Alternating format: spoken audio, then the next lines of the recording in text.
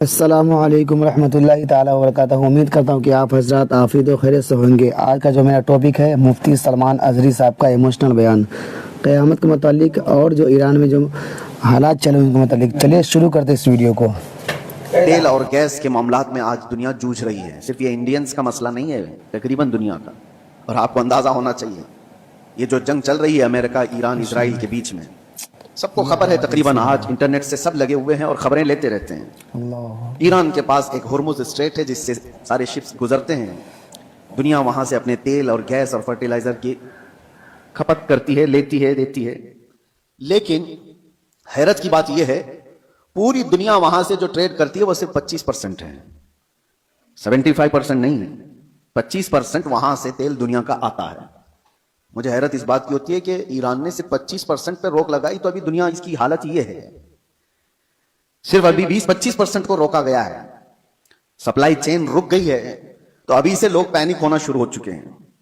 یہ تو ابھی آپ کو اندازہ نہیں، چند دنوں کے بعد جو حالات آنے والے ہیں اللہ ہی خیر کرے، شاید ہم لوگ لاک ڈاؤن سے بھی بری حالت کی طرف جا سکتے ہیں، اللہ بچائے۔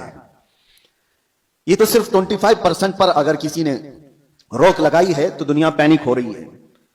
میرے عزیزوں، وہ وقت آئے گا، میرے آقا صلی اللہ تعالی علیہ وسلم نے جو قیامت کے قریب ہونے والی نشانیاں بیان فرمائی، اس میں سے بڑی نشانیوں میں ایک نشانی یہ بھی ہے کہ قتل اور خون ریزی بہت بڑھ جائے گی، اتنی زیادہ کہ ایک باپ کی اگر 100 اولاد ہیں تو 99 مر جائیں گے اور ایک بچے گا۔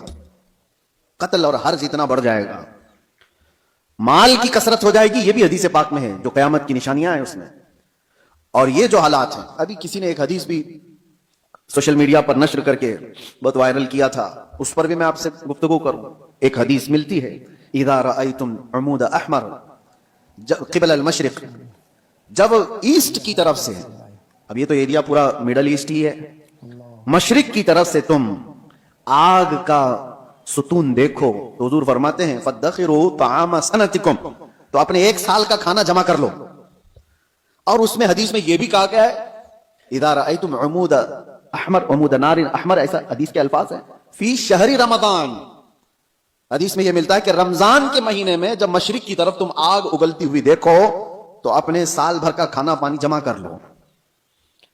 اب ایک طرح سے اس حدیث پر جو کلام ہے وہ بھی میں عرض کرتا ہوں، اکثر ائمہ اکرام نے اس حدیث کو ضعیف قرار دیا ہے، اور ضعیف احادیث بہت ساری اعمال میں مقبول ہوتی ہیں، لیکن جن ائمہ نے اس کو ذکر کیا، اب اس کی تشریح ہم یہ نہیں کہتے کہ جس آگ کا اور جس ستون کا ذکر آیا ہے وہ یہی جنگ کے متعلق ہے اور یہی ایران سے نکلنے والی آگ کا ہے، یہ ہم یقین کے ساتھ نہیں کہتے، یہ حالات ایسے ہیں، لیکن الفاظ یہ ملتے ہیں کہ مشرق کی سمت سے اگر تم آگ کا مینار دیکھو، یہ میزائل جب اڑتے ہیں تو یہ آگ کا مینار ہی بن جاتے ہیں، آگ کا ستون بن جاتے ہیں۔ بہرحال بہت ساری علامات ایسی ہیں میرے عزیزوں جس سے یہ اندازہ تو ہے کہ یہ آپس میں دنیا کو تباہ کریں گے، یہ طاقتیں ٹکرائیں گی اور دنیا کو تباہ کریں گی۔ عام لوگوں کی موت کثرت سے ہوگی، بڑے لوگ اپنی اپنی سیکیورٹی اور اپنی حفاظت کا انتظام کر کے بیٹھے ہوں، عام انسانوں کو مرنے کے لیے چھوڑ دیا جائے گا۔ جنگوں میں سب کی تباہی ہے، کہنے کو تو امریکہ کل اعلان کر دے گا کہ ہم جیت گئے،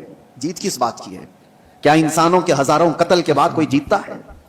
یہ حالات ایسے ہیں، ادھر بھی قتل ادھر بھی قتل، اور انسانوں کی موت کے بعد ونر کس کو کہا جاتا ہے؟